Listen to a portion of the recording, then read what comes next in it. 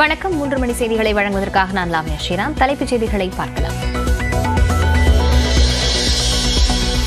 ஜாக்டோ ஜியோ சங்கத்தினர் நாளை நடத்தவிருந்த அடையாள வேலை நிறுத்தம் ஒத்திவைப்பு. கோரிக்கைகள் நிறைவேற்றப்படும் என முதலமைச்சர் மு க ஸ்டாலின் கூறியதை ஏற்று போராட்டத்தை தற்காலிகமாக தள்ளி வைப்பதாக அறிவிப்பு.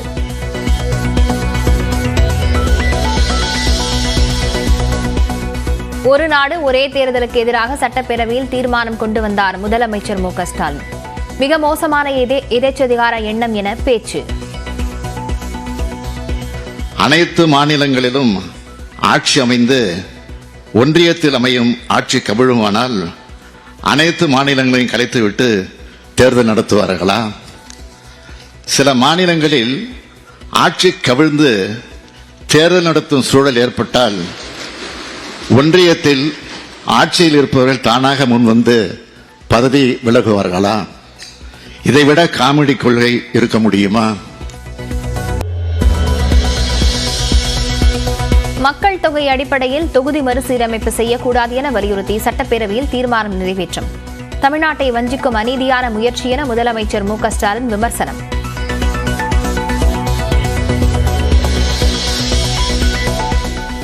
மக்கள் தொகை அடிப்படையில் தொகுதி மறுசீரமைப்பு செய்வதற்கு எதிரான தீர்மானத்திற்கு அதிமுக ஆதரவு. தங்களது கோரிக்கைகளை நிறைவேற்றினால் ஒரு நாடு ஒரே தேர்தலை ஆதரிப்போம் என்றும் அறிவிப்பு.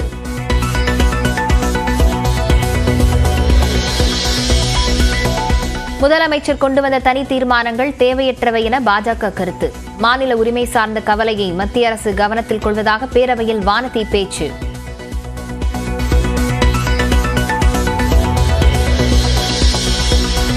மாநில உரிமைகளுக்கு அச்சுறுத்தலாக உள்ள கொள்கைகள் பற்றி எதுவும் இல்லை.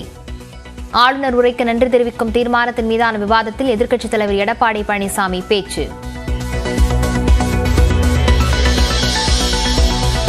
சட்டப்பேரவையில் எதிர்க்கட்சி துணைத் தலைவர் இருக்கையை ஆர்.பி. உதயகுமாருக்கு ஒதுக்கினார் சபாநாயகர். முன்னாள் முதலமைச்சர் ஓபிஎஸ்க்கு 2வது வரிசையில் இருக்கை.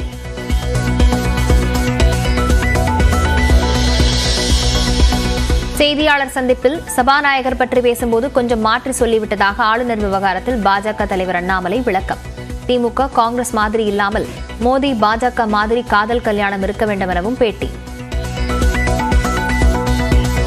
கூட ஒரு புரிந்த ஒரு காதல் திருமணம். அதனால அன்பான வேண்டுகோள்னா திமுக காங்கிரஸ் மாதிரி காதல் திருமணம் இருக்கக்கூடாது.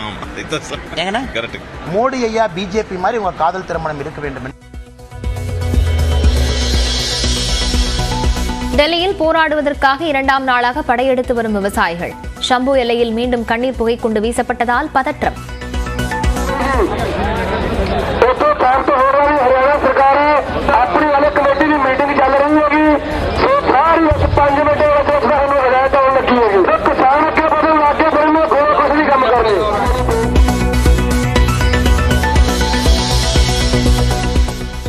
விவசாயிகளுடன் பேச்சுவார்த்தை நடத்த மத்திய அரசு தயார் என மத்திய வேளாண் துறை அமைச்சர் அர்ஜுன் முண்டா அறிவிப்பு.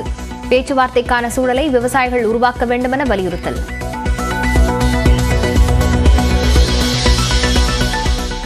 குழந்தைகளுக்கு தமிழில் பெயர் வைத்தால் 5000 ரூபாய் பரிசு தரலாம். பாமகவின் நிழல் நிதிநிலை அறிக்கையில் யோசனை.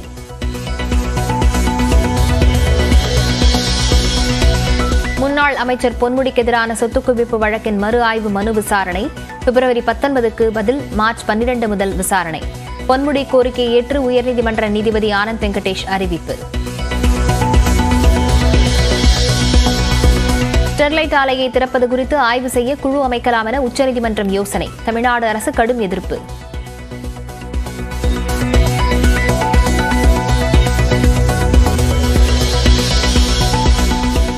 சென்னை அருகே பட்டரவாக்கம் ரயில் நிலையத்தில் கல்லூரி மாணவர்கள் மோதல். கட்டை மற்றும் பாட்டிலால் தாக்கிக் கொண்டதால் அலறி எடுத்து ஓடிய பயணிகள்.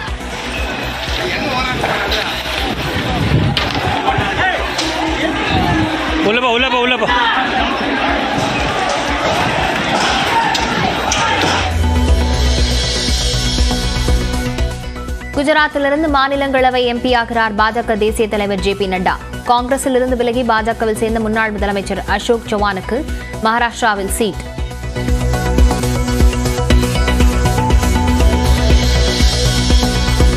ராஜஸ்தானிலிருந்து மாநிலங்களவைக்கு தேர்வு செய்யப்படுகிறார் சோனியா காந்தி. ஜெய்ப்பூரில் வேட்புமனு தாக்கல் செய்தார். மத்திய இணையமைச்சர் எல் முருகன் மத்திய பிரதேசத்திலிருந்து மீண்டும் மாநிலங்களவைக்கு தேர்வாகிறார். நீலகிரி மக்களவை தொகுதியில் போட்டியிடுவார் என கருதப்பட்ட நிலையில் பாஜக தலைமை முடிவு.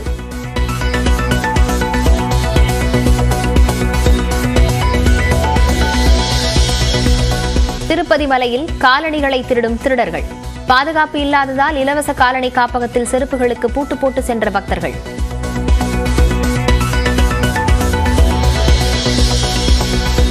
அபுதாபியில் மடகாஸ்கர் அதிபருடன் பிரதமர் நரேந்திர மோடி சந்திப்பு. சுவாமி நாராயண் கோயில் திறப்பு விழாவிலும் பங்கேற்கிறார்.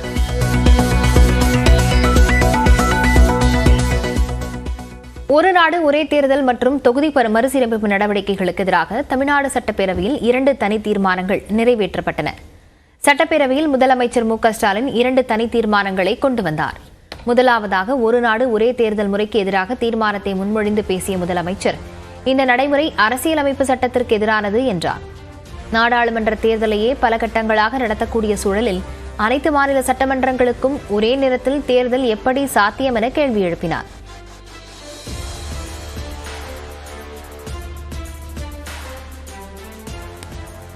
ஒரே நாடு ஒரே தேர்தல் என்ற முறை முற்றிலுமாக நடைமுறைக்கு சாத்தியமற்ற ஒன்று. அரசியல் சட்டத்தின் அடிப்படை அம்சத்திற்கு எதிரானது. அரசியல் சட்டத்தில் சொல்லப்பட்டுள்ள சுதந்திரமான நேர்மையான தேர்தலுக்கு முற்றிலும் எதிரானது. சில மாநிலங்களில் ஆட்சி கவிழ்ந்து தேர்தல் நடத்தும் சூழல் ஏற்பட்டால் ஒன்றியத்தில் ஆட்சியில் இருப்பவர்கள் தானாக முன்வந்து பதவி விலகுவார்களா? இதைவிட காமெடி கொள்கை இருக்க முடியுமா? உள்ளாட்சி தேர்தல் முழுக்க முழுக்க மாநில அரசின் நிர்வாக கட்டுப்பாட்டில் இருப்பதாகும். அதற்கும் சேர்த்து தேர்தல் நடத்தப் போவதாக சொல்வது மாநில உரிமைகளை பறிப்பதாகும். இதனைத் தொடர்ந்து மக்கள் தொகையின் அடிப்படையிலான தொகுதி மறுசீரமைப்பு நடவடிக்கையை கைவிட வலியுறுத்தும் தீர்மானத்தை முதலமைச்சர் கொண்டு வந்தார். அப்போது பேசிய அவர், மக்கள் தொகையை திறம்பட கட்டுப்படுத்தி சமூக பொருளாதார வளர்ச்சியை எட்டிய மாநிலங்களுக்கு தரப்படும் தண்டனையாக இந்த திட்டம் அமைந்திருப்பதாக சாடினார். இதனால் வடமாநிலங்களை ஒப்பிடுகையில் விட தமிழ்நாட்டில் தொகுதிகள் குறையும் என்பதால் தமிழர்களின் உரிமைகள் பறிபோகும் என முதலமைச்சர் எச்சரிக்கை தெரிவித்தார். தொகுதி மறுவரையறை திட்டத்தில் தென்னிந்திய மக்களை, குறிப்பாக தமிழ்நாட்டு மக்களின் நாடாளுமன்ற பிரதிநிதித்துவத்தை குறைக்கக்கூடிய ஆபத்து சூழ்ச்சி இருக்கிறது. இது முளையிலேயே கிள்ளி எறியப்பட வேண்டும். தமிழ்நாட்டின் மீது, தென்னிந்தியாவின் மீது தலைக்கு மேல் தொங்கும் கத்தியாக தொகுதி மறுவரையறை உள்ளது. 1971ஆம் ஆண்டு தமிழ்நாடும் பீகாரும் கிட்டத்தட்ட ஒரே அளவிலான மக்கள் தொகையை கொண்டிருந்ததால் மக்களவையில் கிட்டத்தட்ட ஒரே அளவிலான தொகுதிகளை கொண்டிருந்தன. இன்று தமிழ்நாட்டோடு ஒப்பிடுகையில் பீகாரின் மக்கள் தொகை 1.5 மடங்கு அதிகரித்துள்ளது. இதனால் ஒன்றிய அரசு மேற்கொள்ள உத்தேசித்துள்ள தொகுதி மறுசீரமைப்பு நடவடிக்கையால் தமிழ்நாட்டில் தற்போதுள்ள மக்களவை, மாநிலங்களவை மற்றும் சட்டப்பேரவை இடங்களின் எண்ணிக்கை வடமாநில எண்ணிக்கை விட விகிதாச்சாரத்தில் குறைந்துவிடும். இதனை நினைத்து பார்த்தால் அச்சமாக இருக்கிறது. 39 எம்பிக்கள் இருக்கும் போதே ஒன்றிய அரசிடம் கெஞ்சி கொண்டு இருக்கிறோம். இதிலும் குறைந்தால் என்ன ஆகும்? முதலமைச்சர் மு.க.ஸ்டாலின் கொண்டு வந்த 2 தனி தீர்மானங்களும் பேரவையில் நிறைவேறின. பேரவையின் முடிவுக்கு விடப்படுகிறது. ஏற்போர் ஆமன்க, மறுப்போர் இல்லை என்க. மறுப்போரே இல்லை என்று கருதுகிறேன். மறுப்போரே இல்லை. தீர்மானம் நிறைவேறியது.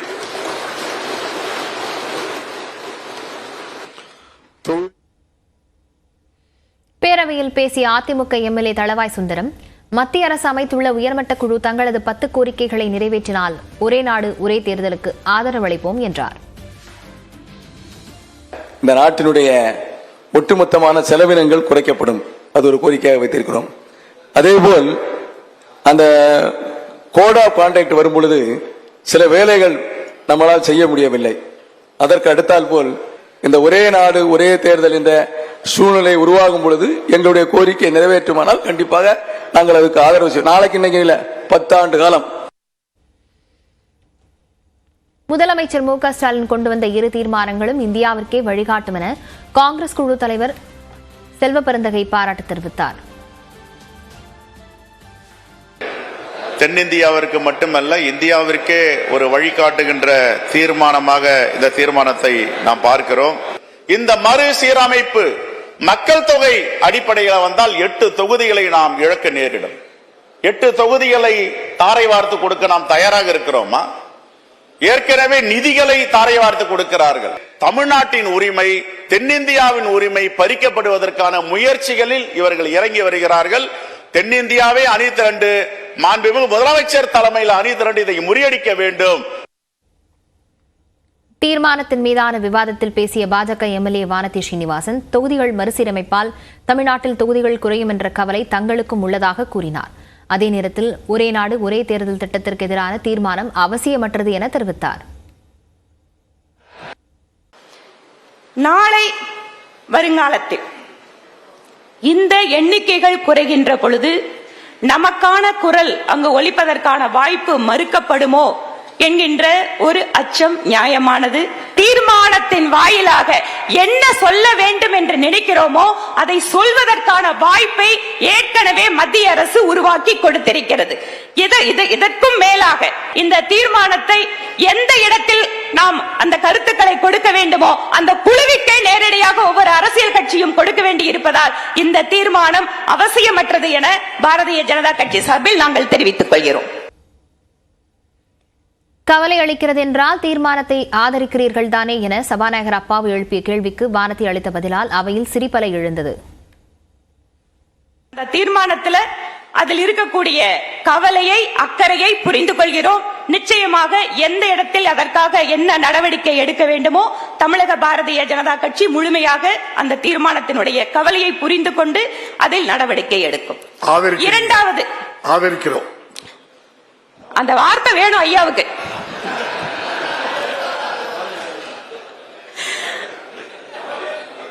கவலையை புரிஞ்சுக்கிறோம், அதில் அக்கறை எடுத்துக் கொள்கிறோம், அதை நாங்கள் வேண்டிய இடத்தில் பேசுகிறோம், எல்லாத்தையும் சொல்லிட்டேங்க.